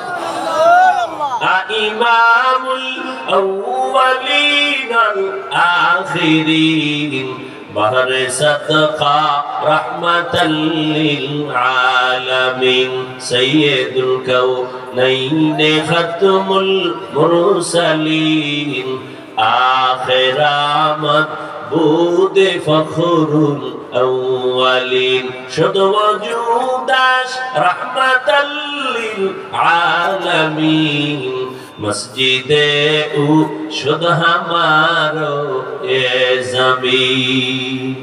বাইতুল্লাহ থেকে বাইতুল মাকদিস পর্যন্ত যাইতে 1 মাস। নবী বলেন সাত ভাইরা জিব্রাইল যখন আসে, আর এই সময় কি পাকা ছাদ ছিল না? কথা বলে ছিল না, মাটির ঘর, খেজুর পাতার ছাউনি। তো দরজা ছাইরা জিব্রাইল আইয়া নবীরে আস্তে করে সজাগ করলেন। নবী উঠে দেখে জিব্রাইল, উপরে তাকায় দেখে ফাঁকা, ছিদ্র করলোকে। জিব্রাইল কয় আমি। দরজা দিয়ে না ঢুকে হেন তো কেন আইলেন? কয় এটা টুলটা উল্টা মনে হয়। কয় টুলটা আজকে টোটাল ব্যবহার হবে আপনার সাথে উল্টা, মাত্র শুরু। কেন আসছেন এই রাতের গভীরে? রহমতের নবীকে বলেন উঠে। নবী বলেন আমাকে জিবরাইল ধরে উঠাইয়া জমজম কূপের পানির কিনারায় নিয়া আমাকে চিৎভাবে শোয়াইলেন। আমার বুক ছিদ্র ছিঁড়লেন, ফাড়লেন, কাটলেন। ভেতর থেকে আমার কল্পে বের করলেন, স্বর্ণের পেয়ালায় রাখলেন, ঝমঝমের পানি দিয়ে ধুইলেন। এরপরে আবার ভেতরে রাখলেন, আবার চাপ দিলেন, আগের মতো হয়ে গেল। ওপেন হার্ট সার্জারি করলেন। 4 বার আমার জীবনে জিব্রাইল আইসা আমার ওপেন হার্ট সার্জারি করেছে 4 বার। এই মেরাজের সময় 1 বার। আমি রক্ত গেল না, সেলাই লাগলো না, ব্যথাও পেলাম না। এরপরে তাকায় দেখি বাইতুল্লাহর হাতিমের পাশে একটা বোরাক বান্দা। বোরাক আমাকে জিব্রাইল বলে উঠেন এখানে। আমি বললাম এটা কি? বলে আল্লাহ দাওয়াত দিছে, আল্লাহর বাড়ি আপনাকে আজকে নেওয়ার জন্য জান্নাত থেকেই বোরাক আল্লাহ পাঠিয়ে দিয়েছে। হুয়া হুকুম जिब्राइल को उशिताब बुराक एक जन्नत से कर इंतखाब सजा उसको ज़ोर से तू ताबा पा फिर उसको तू काबा में लेकर के जा। नबी जेबार बाहने उठबेन बोराके, बोराक उठाइते चाय ना, केमन जेन बाहाना करे। এই बोराक চিনুনি কে? बोराक বলে চিনি।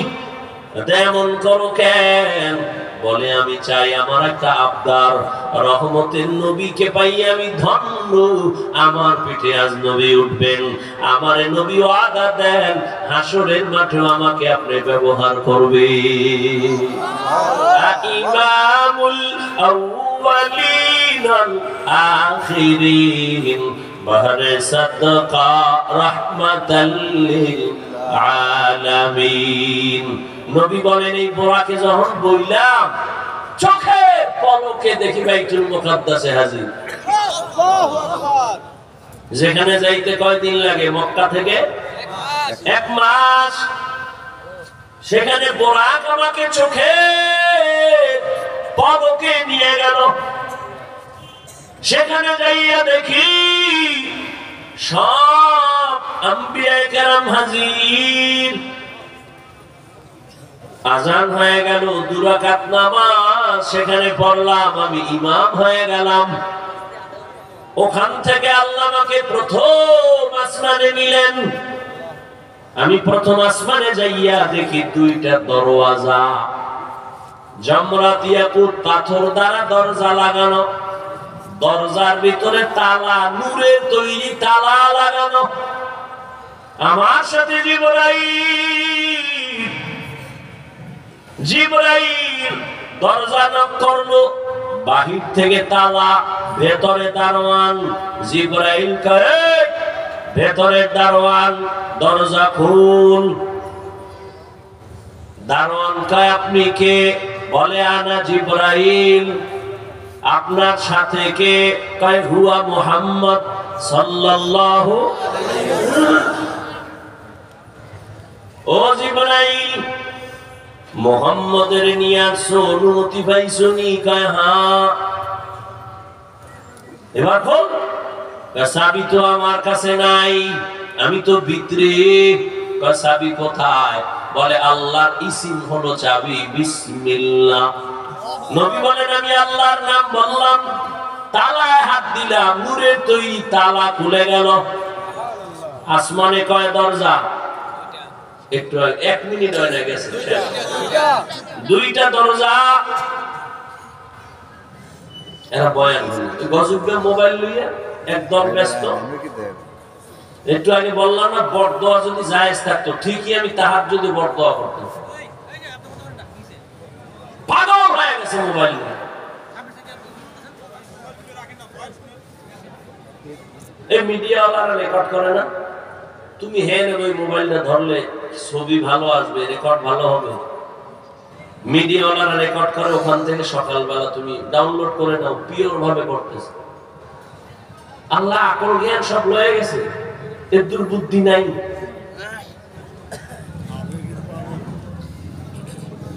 আল্লাহ হেদায়েত দান করুন।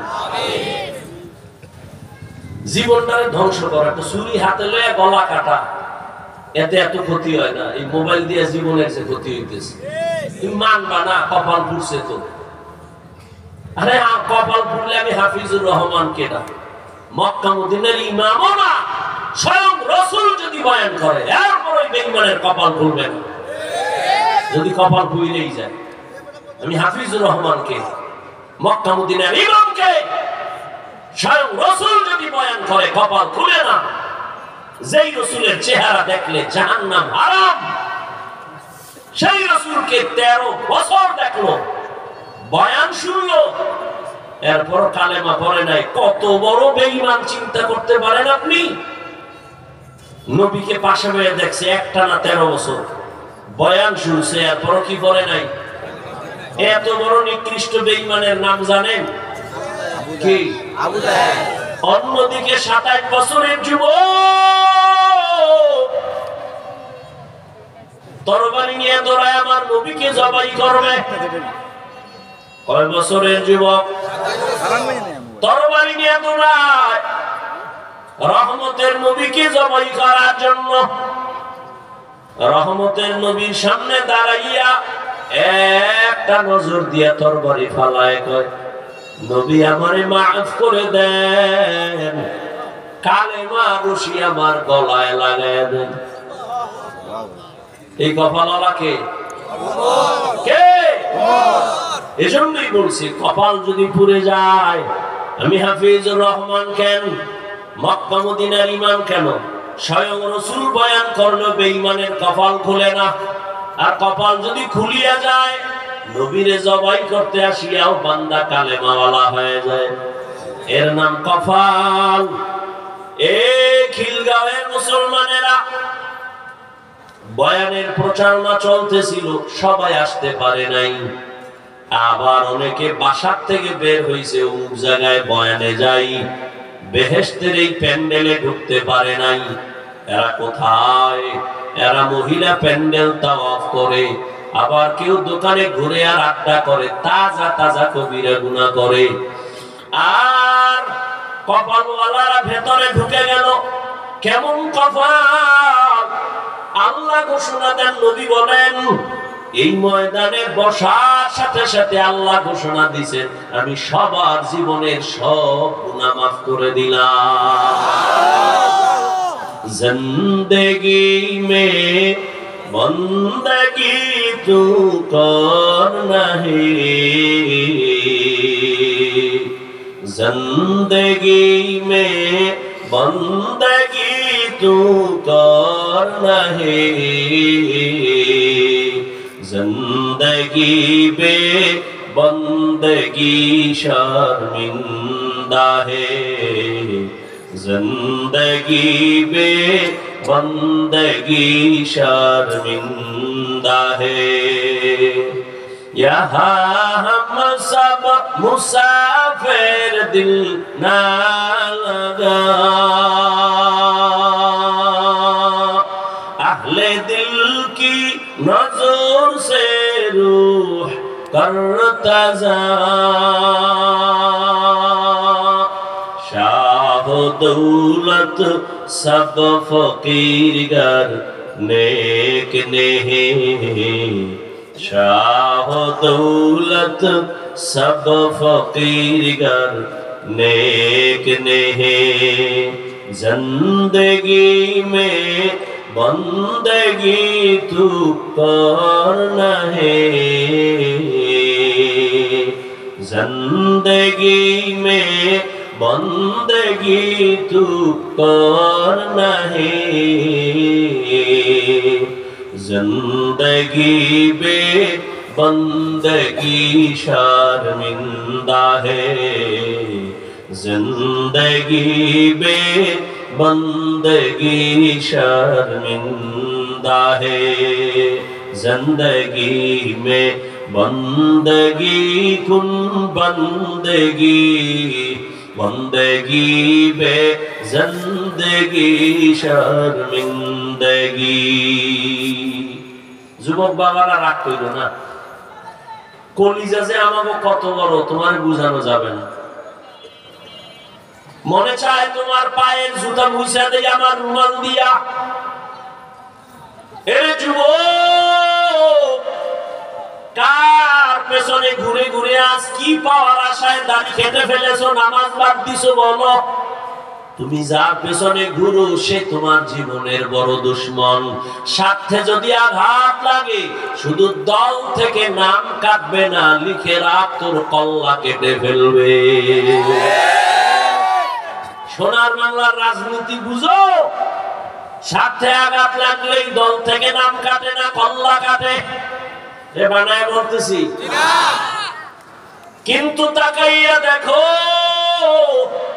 তুমি যাদের পেছনে ঘুরো সব চাঁদাবাজ আর ধান্দাবাজ একমাত্র তোমার কলিজার আপন বন্ধু শুধু উলামায়ে কেরাম জীবন দিবে তারপর এই জাতির ক্ষতি হতে দিবে না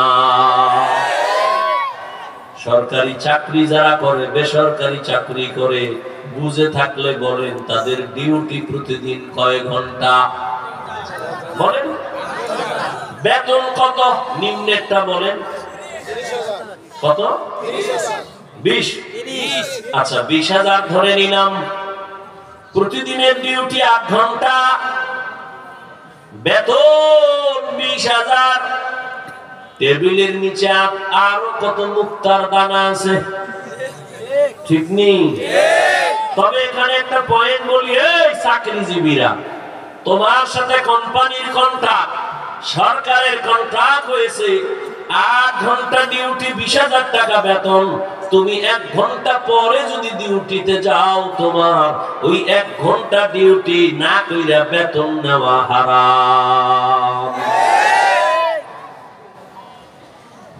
আমার এই ওয়াজ কামে লাগবে যে সারাদিন হারামের পর্দায় আটকে বয়ে থাকে এর এই ওয়াজে ধরবে এক সোনায় মুরগি চুরি করে তো মুরগি একটা চুরি কইরা ম্যাডাম রে দিছে কয়ডারে তাড়াতাড়ি রান্না কর আর এক ঘরে যাবো আর একটা আনার জন্য তো এই গোসল টোসল কইরা ফ্রেশ হয়ে আসছে খাইয়া লইয়া আবার আর এক বাড়ি যাব খানাতে বয়ে দেখে এখন মুরগি ফাঁকি হয় নাই ম্যাডাম রে কয় ব্যাপার একটা মুরগি রানতে এত সময় তাহলে তুমি বুঝো কিছু কি মুরগির ভিতরে চিকন চিকন হারাম রগ আছে রগ গুলো হারাম রগ বাসা লাগে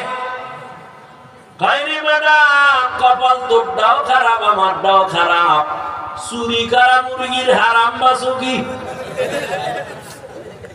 মুরগি তো চুরি এটার আবার হারাম কি বাসো আমার যুবক কয়দিন আর দুনিয়ায় বাহাদুরি করবা আমারও দিন যায় রাত যায় তোমারও দিন যায় রাত যায় জীবনে তো কম গুনাহ করো নাই রে যুবক মনে চাইছে পার্কে যাবি দৌড় মারছো কারো বাধা মানো নাই আর কতদিন গেলে তোর মনের আশা মিটবে তারপরে তওবা করবি মনের শখ লাগছে নাচ গান দেখবি কম দেখো নাই আরো কতদিন দেখলে তোমার মনের আশা মিটবে তারপরে তওবা করবা জীবনে তো কম দাড়ি কাটো নাই কম নামাজ ছাড়ো নাই রে বাবা আর কতদিন দাড়ি কাটলে, নামাজ বাদ দিলে তোমার মনের আশা পূরণ হবে, তারপরে তুমি তওবা করবা। এবং একথাও বলো তোমার হায়াতের আর বাকি আছে কতদিন। চোখের সামনে এখন যত লাশ দেখি, সুস্থ আর যুবকের লাশ, মহামারী করোনায় যুবকের লাশ, ছাত্র জনতার বৈষম্য বিরোধী আন্দোলনে যুবকের লাশ, ডেঙ্গুর ভেতরে যুবকের লাশ, গাড়ির নিচে যুবকের লাশ, পানির নিচে যুবকের লাশ, ঘুমের বিছানায় যুবকের লাশ, দরওয়াজা জানালা আটকাইয়া সারা রাত মোবাইল সামনে নিয়ে কবিরা গুনাহ তো জীবনে কম দেখলি না, আর কতবার দেখবা? এখনো কি তওবা করবা না? এমত অবস্থায় যদি আজরাইল আসিয়া দেখে তোর কানের মধ্যে গানের তার লাগানো, আর তুই মোবাইলে কবিরা গুনাহ দেখতেছ, এই মুহূর্তে যদি আজরাইল আসিয়া তোর রূহটারে ধরে ফেলে, বেঈমানের বুঝানো কঠিন। মুসলমান হিসাবে বলো তোমার উপায় কি হবে? মানুষের শখ থাকে এই জিনিসটার মধ্যে কি জানি মজা নিছো তো, এখন ফিরে যাও। আমরা তো নিতেই পারলাম না, নাচ গানে অনেক মজা তুমি নিছো, আমরা তো নিতেই পারি নাই, না নিয়েই ফিরে গেলাম। আবার দোয়া চাই ওই পথ থেকে যেন বাঁচতে পারি। এমন কোন মোনাজাত নাই যেই মোনাজাতে বলি না আল্লাহ মোবাইলের গুনাহ থেকে হেফাজত করো। আমি কেমন মানুষ বুঝি না, তুমিও মানুষ আমিও মানুষ। তোমার ছবি না তুললে খারাপ লাগে, আর আমার তুলতে গেলে খারাপ লাগে। বুঝি না তুমি সঠিক মানুষ, আমি মানুষ হইতেই পারি নাই। আমার মেধা খারাপ, আমার দিমাগ খারাপ, কারণ তোমরা 10 জন এক লাইনে, আমি একা আর এক লাইনে। তোমার নাচ গান দেখা বোঝা লাগে, আর আমি পাও ধরে বুঝাই। আর যাইও না আমার মাওলার কোরআন মিথ্যা মনে করিও না। আমিও তো তোমার মতো প্যান্ট শার্ট টাই লাগায় দাড়ি কেটে যদি রাস্তায় মাস্তান হিসেবে ঘুরতাম, কেউ বাধা দিত না। কিন্তু আমার মাওলার কোরআন পড়ে দেখলাম 1500 বছর পর্যন্ত একটা ভুল কেউ বের করতে পারে নাই। এই বাংলাদেশে দেখা গেল কত কবরের লাশ 30 বছর পরে সাদা কাফন সহ, তাজা কাফনের কোনো দাগ নাই। আবার কত কবরে সাপ, আগুন, ধোঁয়াও দেখা গেছে। যত কবরের লাশ 30 বছর 20 বছর পরে দেখা গেল সাদা কাপড়েও দাগ নাই। খবর নিয়ে দেখা গেল সব হলো নামাজীদের কবর। আর যাদের কবরে আযাব দেখা গেল সব হলো বেনামাজির কবর। রে বাবা, মনে বুঝাও তোমার মতো যুবক স্কুলে কলেজে পড়ে যদি নামাজ পড়ে তুমি কেন পারবা না? তোমার মতো যুবক যদি জেনারেল লাইনে থাইকা রাস্তায় গাড়ি চালায় নামাজ পড়ে তুমি কেন পারবা না? ও আল্লাহর বান্দারা, আল্লাহ পাক আসরের কসম করে বলেন ইন্নাল ইনসানা লাফি খুসর, সব মানুষগুলো জাহান্নামী। কিন্তু না, 4 গুণওয়ালারা জাহান্নামী না।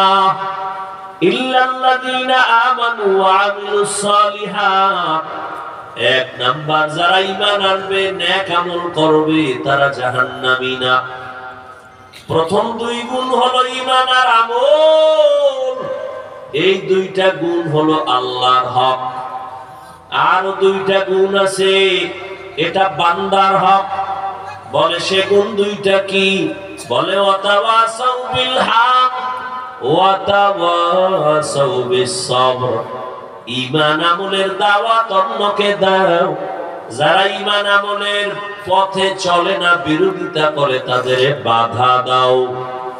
তাহলে যারা ঈমান আনছেন, আমল করেন অল্প অল্প, তারা আল্লাহর হক আদায়ের পথে আছেন। এরপরও জান্নাত রেডি নেই। আরো 2টা গুণ আছে, ওটা বান্দার হক। আল্লাহর হকের ত্রুটি থাকলে আল্লাহ ক্ষমা করবেন। বান্দার হক যদি কমতি থাকে, বান্দা ক্ষমা না করলে আল্লাহ করবেন না। যেমন আপনি নামাজ পড়েন, পর্দা করেন, আপনার ছেলে মেয়ে আপনার হাল। আপনার ছেলে মেয়েকে নামাজের দাওয়াত দিছেননি, যদি গুনাহ করে বাধা দিছেননি, যদি বলেন দেই নাই, তাহলে আপনি বান্দার হক আদায় করেন নাই। আল্লাহ কোরআন সাক্ষী, কিয়ামতের দিন অনেক আমলওয়ালা বাবারাও সন্তানের অপরাধের কারণে জাহান্নামে চলে যাবে। কিয়ামতের দিন আল্লাহ বলবেন, এই ছেলে নামাজ পড়ছো পড়ি নাই, রোজা রাখছো রাখি নাই কেন? সন্তান বলবে আমার কোনো দোষ নাই, আমার মা বাবার কারণে আমি বেনামাজি, আমার মা বাবার কারণে আমি বেরোজাদার। কেন? আমার মা বাবা নামাজের দাওয়াত দেয় নাই, আমার মা বাবা আমাকে রোজার কথা বলে নাই, আমার আব্বা জান মসজিদে যাইতো, ওয়াজে যাইতো, আমারে কখনো ডাকে নাই। রোজার মাস, আমার আম্মা জান মাঝে মাঝে বলতো বাবা সাহারি খা, দুই একটা রোজা রাখ। আমার আব্বা বাধা দিয়া বলতো খবরদার আমার ছেলেটারে রোজা রাখাইও না, চেহারাটা নষ্ট হয়ে যাবে। ওই বাপ নামের কলম করে ধইরা জিজ্ঞাসা করতে মনে চাই, ও অযোগ্য বাবা, তোমার ছেলে রোজা রাখলে চেহারা নষ্ট হবে, আজকে তার হাতে যে মোবাইলটা দিয়েছো, সারা রাত মোবাইল দেখে দেখে চেহারা নষ্ট, আমল নষ্ট, চরিত্র নষ্ট। বলো তোমার এই চেহারা সন্তানের কোন মেডিসিন দিয়া ভালো বানাইবা? এই জন্য সূরায় কি পাইলাম? 4 গুণ আল্লাহর জান্নাত পাবে, আর কেউ পাবে না। প্রথম 2 গুণ আল্লাহর হক, ঈমান আর আমল। দ্বিতীয় আর 2টা গুণ বান্দার হক।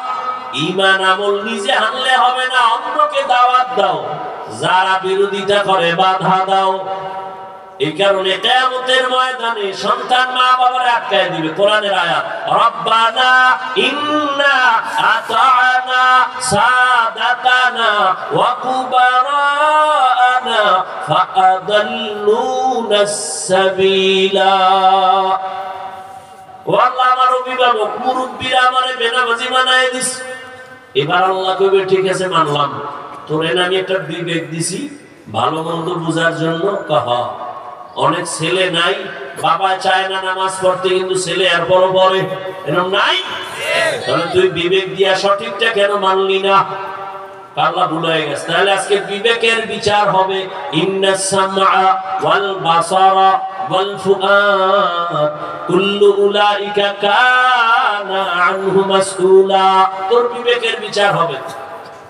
সন্তান বলবে আল্লাহ আমার একটা আবদার আছে। কি? যেই মা বাবা মুরব্বির কারণে আমি নামাজ শিখতে পারলাম না, আমারে যদি তুমি বেতের বাড়ি একটা দেও, আমার মা বাবারে ডবল দেওয়া লাগবে। আমারে যে শাস্তি দিবা তার ডবল শাস্তি আমার মা বাবাকে দাও। এটাও কোরআনের আয়াত। সন্তান বলবে রব্বানা আতিহিম যিফাইনি মিনাল আযাব ওয়ালআনহুম লা'নান কাবীরা।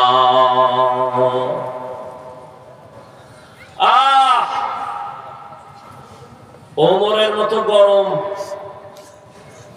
আদালতে বসা। আর একটু সামনে আগাবো না? শেষ করে দিই, আমি শেষ করব অল্প টাইম। ওমর বসা আদালতে, বুড়া বাবা গিয়া ডাক দিয়ে কয় খলিফাতুল মুসলিমিন, আমার সন্তান আমার হক আদায় করে না, বিচার দিলাম। ওমর তো গরম, কথার আগে তরবারি রেডি। এই বুড়া, একচেটিয়া কথার বিচার হবে না, ছেলে হাজির করো। আদালতে ছেলে হাজির।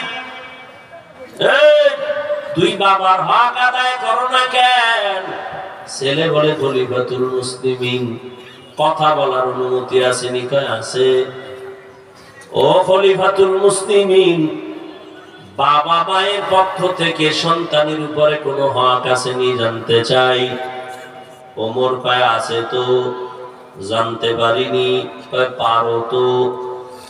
ওমর বলে 1 নাম্বার হক, প্রত্যেক মা প্রত্যেক বাবা প্রথমে 1 নাম্বার তার দায়িত্ব ভালো একটা মা ঘরে আনবে। ভালো মা, কি মা? ভালো মা ঘরে আনবে। ছেলে বলে আমার বাবা ভালো মা আনে না, সে ডানা কাটা ভরি। কি ভরি? ডানা কাটা ভরি। এ ঘরে এসে কয় বাবার ডানা খারাপ, মায়ের ডানা খারাপ, শেষে কয় স্বামীরে তোর ডানাও খারাপ। ডানা কাটা ভরি যখন আইছে না, এই কয় ছেলের স্বামীরে তোর বাবার আচরণ ভালো না। কয়েকদিন পর কয় তোর মায়েরটাও ভালো না। এইবার কয় কি করবো? আলাদা বাড়ি ল, ফ্ল্যাট ল, ভাড়া ল। আলাদা যাইয়া ওরে ফকিন্নি বানাইয়া কয় তোর ডানাও ভালো না, হিজরত করলাম। ছেলে বলে খলিফাতুল মুসলিমিন, আমার বাবা প্রথম দায়িত্ব পালন করে নাই। দ্বিতীয় দায়িত্ব,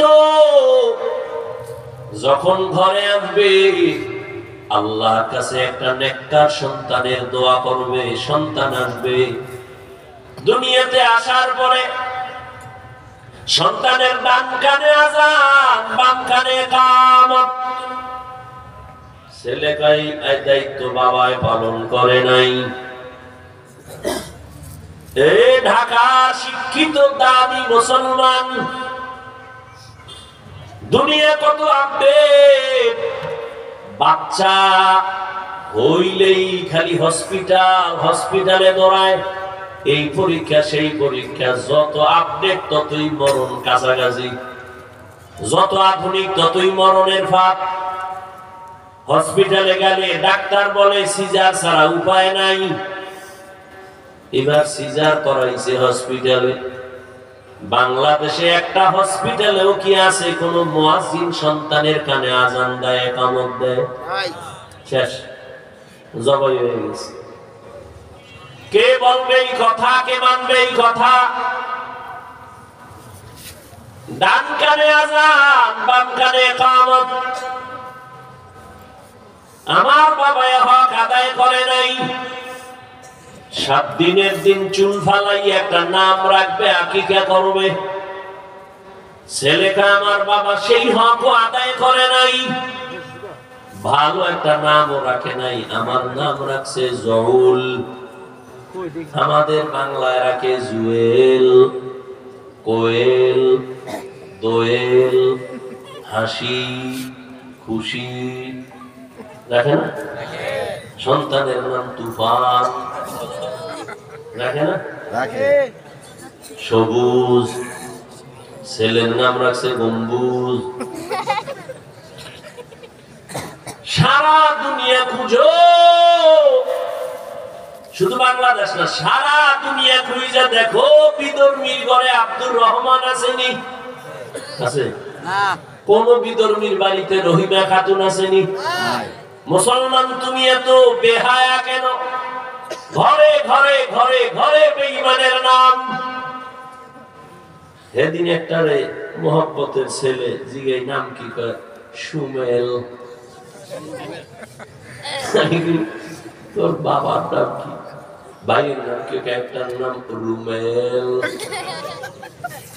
আমি আর একটা রাখ হইলে এটার নাম রাখবি হিমেল। এরপরে তোর পোলা হইলে এটার নাম রাখবি জিমেল। আর কি আধুনিক নাম? এই উসিলায় যদি আল্লাহ মাফ করে। হায় হায় হায়, আল্লাহ হেদায়েত দান করুন। আচ্ছা, ইসলামে কি নামের অভাব?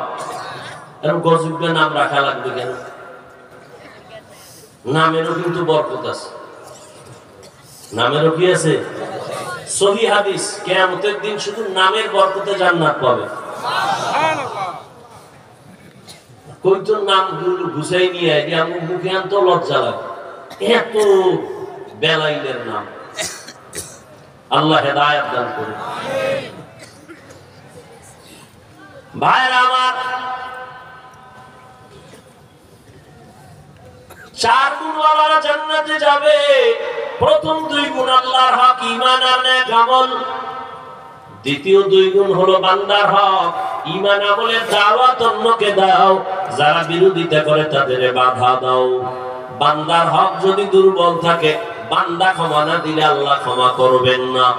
এরে আল্লাহর বান্দা, ও নামাজি বাবা, যারা টুকটাক আমল করেন, আপনার সন্তানের কি হালাত, আপনার স্ত্রীর কি হালাত?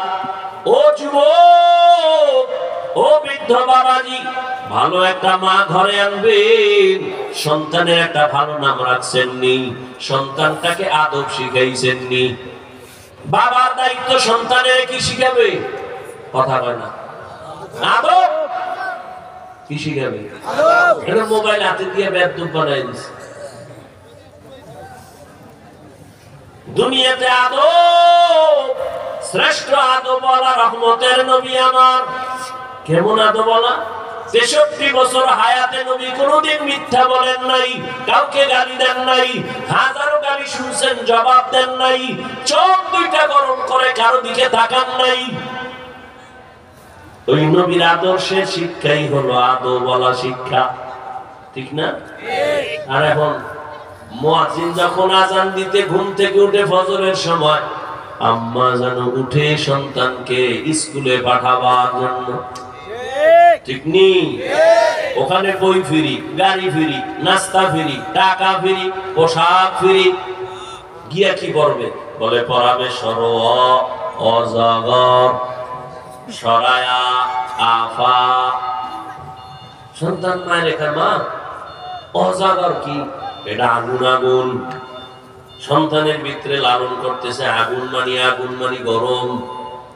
যত বড় হয় ততই বোতল ভাঙ্গে, গেলাস ভাঙ্গে। কিও অজগর কি? এই সন্তানের মাদ্রাসায় নাও, সেখানে গিয়ে পড়বে সরওয়া ওযু সারায়া আল্লাহ, ঠিক নি? সেই কবিতা ভুলে গেছো মুমিন? ওই কত সুন্দর আদর্শ লিপি পড়ছি। সকালে উঠিয়া আমি মনে মনে বলি, আমি যেন সারাদিন ভালো হয়ে চলি। আদেশ করেন যাহা মোর গুরুজনে, আমি যেন সেই কাজ করি ভালো মনে। আর এখন আরো আপডেট হয়ে গেছে, ক্রিং ক্রিং টেলিফোন, হ্যালো হ্যালো হ্যালো, কে তুমি কাকে চাও বলো বলো বলো। আমি ম্যাও হ্যালো ক্যাট, বিড়ালকে চাই, জরুরি খবর আছে ডেকে দাও তাই। হামটিমা টিম টিম, তার খাড়া দুটো শিং, তার মাঠে পারে ডিম। শিক্ষিত বাবারা বলেন তো, ডিমওয়ালা জানোয়ার শিংওয়ালা জানোয়ারে ডিম দেয় না? তাহলে কথাটা কি সত্য না মিথ্যা? আল্লাহর কসম, যেই শিক্ষার ফাউন্ডেশন মিথ্যার উপরে হবে, ওই শিক্ষার দ্বারা জাতি চোর হবে, ডাকাত হবে, কোনদিন আদব বলা হবে না। ও আল্লাহর বান্দারা, ঢাকা কলেজে গিয়ে দেখো, কলেজে ক্লাস করে তোমার মতো যুবক, মাথায় পাগড়ি, বড় বড় দাড়ি, বড় জামা, পেছন দিক দিয়ে তাকাইলে মনে হয় মসজিদের খতিব। এই যুবক বাবা, কোন মসজিদের খতিব আপনি? আস্তাগফিরুল্লাহ, আমি তো আরবি ভালো করে জানি না। তো আপনার মাথায় পাগড়ি কেন, দাড়ি কেন, জামা কেন, করেন কি? ঢাকা কলেজে পড়ি। এমন কেন সুরত? বলে মা বাবার দোয়া আর আমার উলামায়ে কেরামের নেক নজর লাগাইছি। আমি ক্লাস করি কলেজে, আমি দাড়ি ফালাই না, আমি টুপি রাখি, পাগড়ি পরে ক্লাস করি, আজান হলে নামাজ পড়ি। আমার মা বাবাও দোয়া করে, আলেম দোয়া করে, শিক্ষকেরাও আমার জন্য দোয়া করে। ও বাবা, তুমি কেন পারবা না? ও পর্দার আড়ালের আম্মা জান, এতক্ষণ আপনার সন্তানদের যতই কথা বুঝাইলাম না কেন, আপনারা যদি একটু চেষ্টা না করেন হবে না। কারণ গাছ ভালো হলে ফল ভালো হবে, মা বাবা ভালো হলেই তো সন্তান ভালো হবে। আল্লাহর কসম, এই দুনিয়াতে যত সন্তান ভালো আছে মায়ের অবদানের কারণে, যত ভালো সন্তান, ওসি সাহেবের ব্যবহার ভালো, খবর নিয়ে দেখবেন তার মা ভালো। এসপি সাহেবের ব্যবহার ভালো, খবর নিয়ে দেখবেন তার মায়ের আদর্শ ভালো। এরে আম্মা জানেরা, আপনাদের মতো কত মা এখনো এই এলাকায় কি নাই? পর্দা করে, নামাজ পড়ে, স্বামীর মাল হেফাজত করে, মোবাইলে সময় নষ্ট করে না, এমন মা নাই? এরে আম্মা জান, আপনি কেন পারবেন না? আপনাদের তো কত দাম। আপনারা তো নবীদের মায়ের মতো দামি মা, সাহাবায়ে কেরামদের মায়ের মতো দামি মা। আপনারা তো খাদিজা রাদিয়াল্লাহু আনহার মতো দামি নারী, ফাতেমা রাদিয়াল্লাহু আনহার মতো দামি নারী, আয়েশা রাদিয়াল্লাহু আনহার মতো দামি নারী। এই দুনিয়াতে ইসমাঈল নবীর মা হাজেরা আলাইহিস সালামের মতো দামি নারী। আপনারা তো ঈসা নবীর মা মারিয়াম আলাইহিস সালামের মতো দামি নারী। আল্লাহর এক বড় দুশমন ফেরাউন, জানেননি তার স্ত্রীর নাম কি? আসিয়া। এই আসিয়া কত দামি! এত বড় বেঈমান ফেরাউনের ঘরে থাইকা কত বড় ক্ষমতা, কত টাকা, আসিয়া সব কিছু লাথি মেরে ফালাইয়া আমার আল্লাহকে আপন করেছেন। ও পর্দার আড়ালের আম্মা জানেরা, আপনার স্বামী তো ফেরাউনের মতো খারাপ না। আপনি কি পারতেন না নামাজ পড়ে পড়ে আল্লাহর কাছে দোয়া করতে? ও আল্লাহ, আমার স্বামী কত কষ্ট করে কামাই রুজি করে, তুমি তার হেফাজত করো, কামাই রুজিতে বরকত বাড়াও।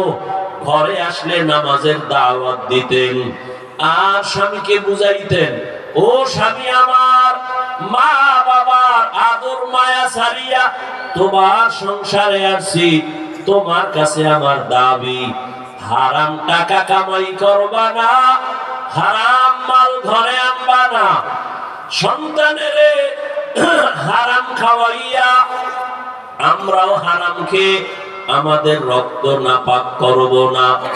মা যদি স্বামীকে বুঝাইতেন, কোন স্বামী হারাম মাল ঘরে নেওয়ার সাহস পেত না।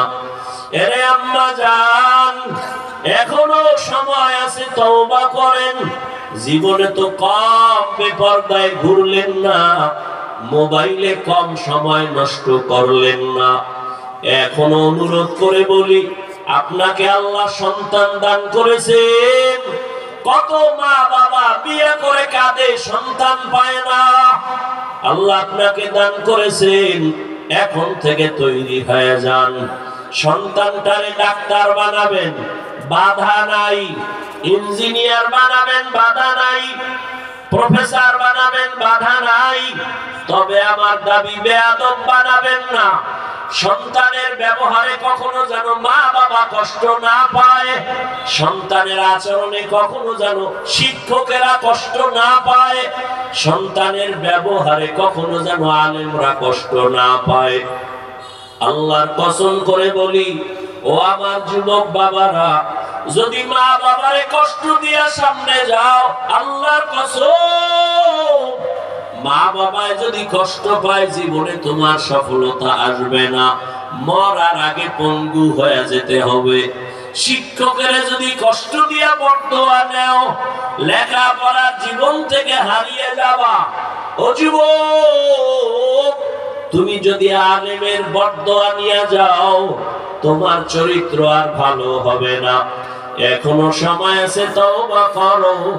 জীবনে আর নামাজ ছাড়বা না, দাড়ি কাটবা না, বেপরদায় চলবা না। মা বাবার দোয়া নিয়া, শিক্ষকের দোয়া নিয়া, উলামায়ে কেরামের পরামর্শ নিয়া নবীর তরিকায় চলবা। স্কুলে পড়ো, কলেজে পড়ো, চাকরি করো, আর নামাজ ছাড়িও না রে বাবা। হেদায়েতের মালিক আমার আল্লাহ। এখনো সময় আছে, তওবা করে নাও। মনে মনে আল্লাহকে বলো, ওরে আবু জাহালের মতো কপাল হলে তো উপায় নাই, আর ওমরের মতো যদি কপাল নিয়ে বসো, মনে মনে আমার আল্লাহকে বলো, হে দয়ার মালিক, জীবনে তো কম নামাজ ছাড়ি নাই, দাড়ি কম কাটি নাই, বেপরদায় কম চলি নাই।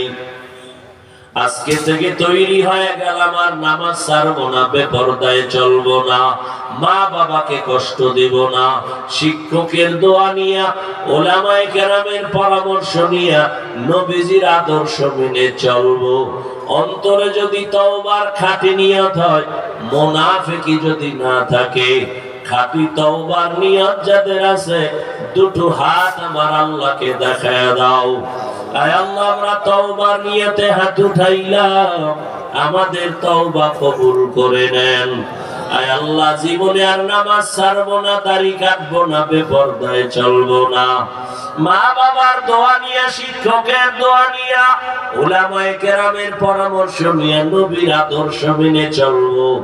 আমাদের তওবা কবুল করে নেন। তওবার উপরে মজবুত হইয়া চলার মতো তৌফিক দান করেন, আমিন।